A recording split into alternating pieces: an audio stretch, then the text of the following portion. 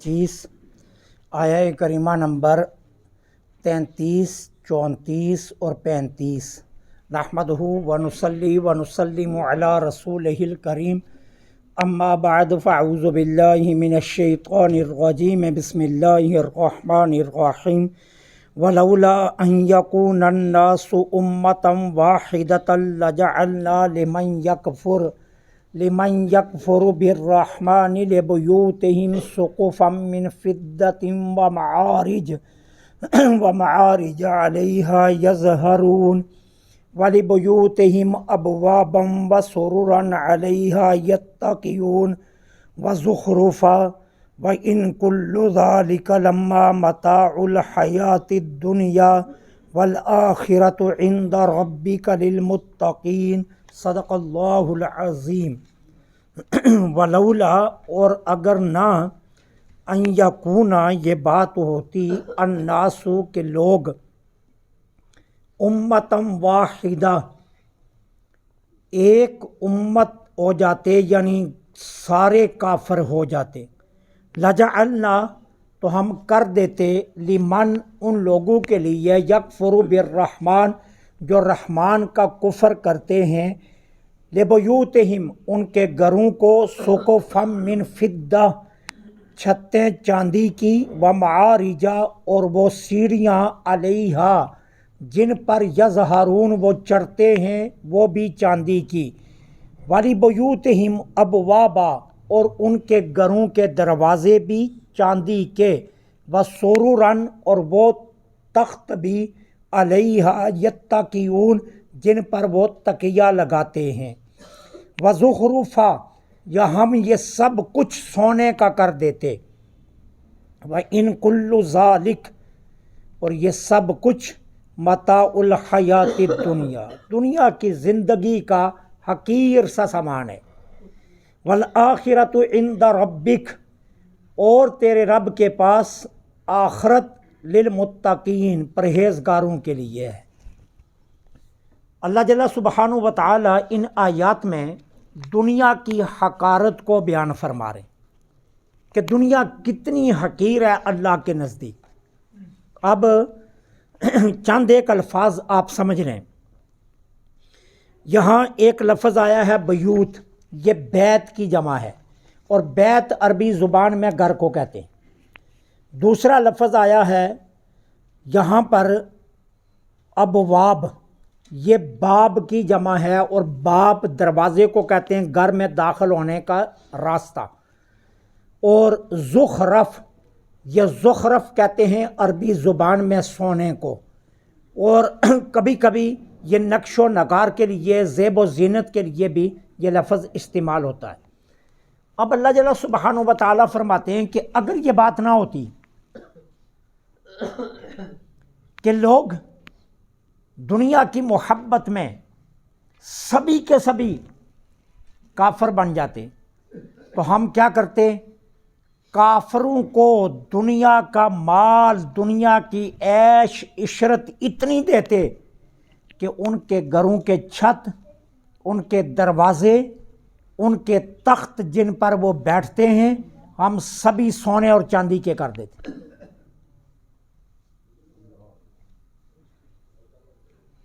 اگر یہ ڈر نہ ہوتا کہ لوگ دنیا کی محبت میں سارے کے سارے کافر ہو جائیں گے، کافروں کی دیکھ کر زندگی کہ یہ زندگی تو بڑی عیش والی ہے،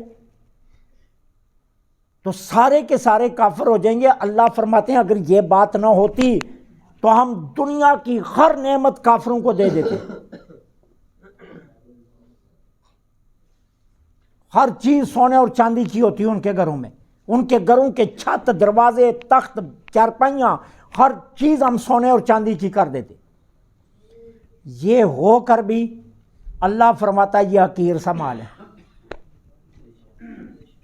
کسی کے گھر کی دیواریں بھی چاندی کی ہوں، چھت بھی چاندی کا ہو، دروازے سونے کے ہوں، کھڑکیاں سونے کی ہوں، جن چارپائیوں پر سوتا ہے وہ سونے کی ہوں، اور جن تختوں پر بیٹھتا ہے وہ بھی سونے کی ہوں، جن برتنوں میں کھاتا ہے وہ چاندی اور سونے کے ہوں۔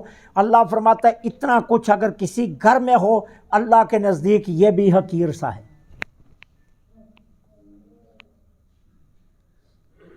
حضرت سال بن سعد رضی اللہ تعالیٰ عنہ روایت کرتے ہیں، جانے جانا مصطفیٰ جانے رحمت پہ لاکھوں سلام صلی اللہ علیہ وسلم نے فرمایا، اگر اللہ کے نزدیک دنیا کی قدر و قیمت ایک مچھر کے پر جتنی بھی ہوتی تو اللہ دنیا سے کسی کافر کو پانی کا ایک گھونٹ بھی نہ پینے دیتا۔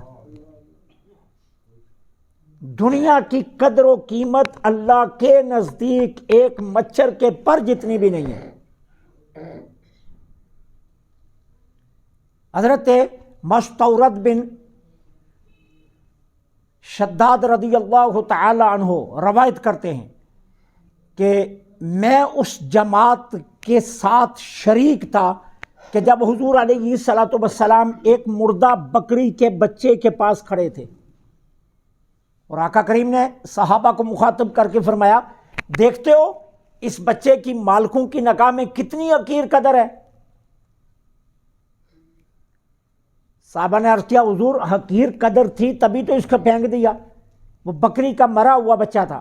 تو میرے آقا نے فرمایا مالکوں کی نگاہ میں اس کی کوئی قدر و قیمت ہے؟ صحابہ نے عرض کیا، حضور کوئی قدر و قیمت نہیں تھی تبھی تو پھینک دیا۔ تو میرے آقا نے فرمایا، اللہ کے ہاں دنیا کی قدر و قیمت اتنی بھی نہیں جتنی اس بکری کے بچے کی مالکوں کی نگاہ میں ہے۔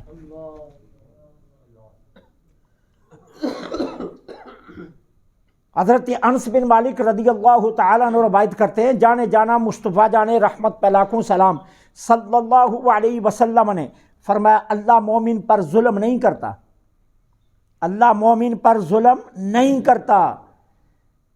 وہ جو نیک کام کرتا ہے اللہ اسے دنیا میں بدلہ دیتا ہے اور آخرت میں اس کے لیے اجر اکٹھا کر رہا ہے۔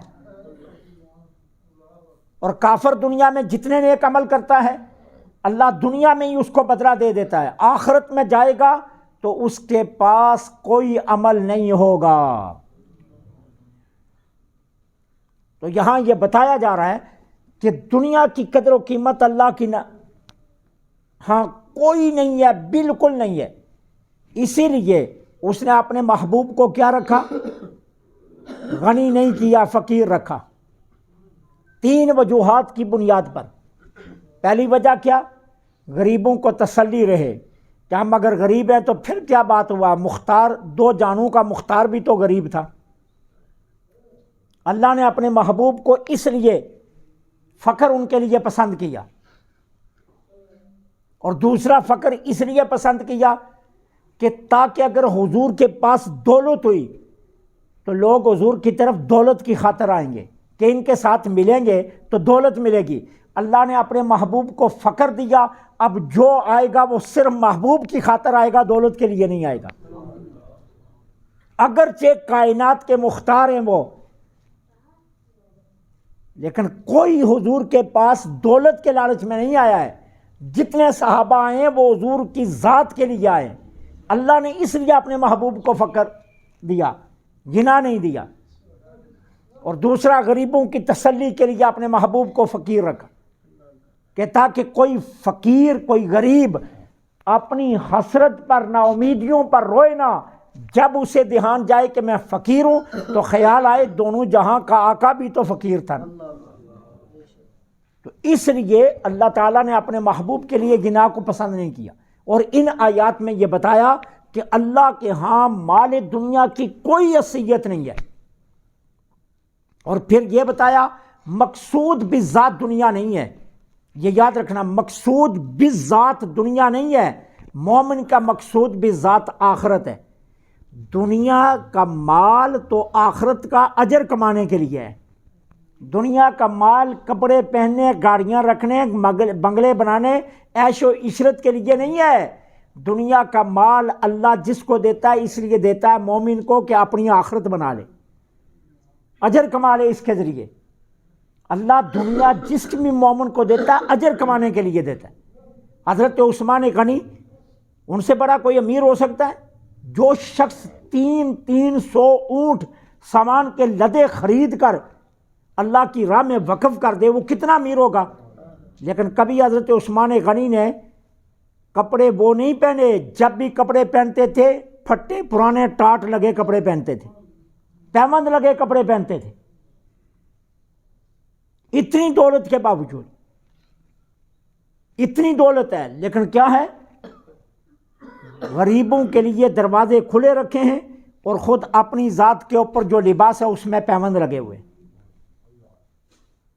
مدینہ پاک میں قحط آیا تو شام سے 300 اونٹوں کا قافلہ آیا سامان کا لدا ہوا۔ تاجر بڑی خوشی خوشی آئے کہ ہم مدینے میں قحط ہے تو مہنگا سامان بیچیں گے۔ تو مدینے کے تاجر چلے گئے بارڈر پر، سرحد مدینہ پر، کہ یہ سامان ہم خرید کر شہر میں مہنگا بیچیں گے۔ تو حضرت عثمان غنی بھی چلے گئے، سارے اونٹ خرید لیے سامان سمیت۔ تاجر پہنچے تو عثمان غنی پہلے پہنچ چکے تھے۔ اب تاجروں نے کہا بیچنا ہے؟ کہا ہاں بیچنا ہے۔ تو کتنے نفع پر؟ کہا میں نے لیا ہے اتنے پر، لیکن میں نے بیچنا اس کا جو مجھے 300 گنا نفع دے۔ جو میں نے 100 کی چیز لیا وہ 300 میں بیچنی ہے۔ تو سارے تاجر ہاتھ کھڑے کر کے کہ اتنا نفع کون دے گا، اتنا نفع تو کوئی نہیں دے گا۔ تو کسی نے کہا 10، کسی نے کہا 20، کسی نے کہا 50۔ تو جب سب ہاتھ کھڑے کر کے نا تو کہا میں نے یہ بیچ دیا ہے۔ کہا کس کو بیچا؟ کہا میں نے اپنے رب کو بیچ دیا ہے، جس نے 300 گنا مجھے نفع دینا ہے۔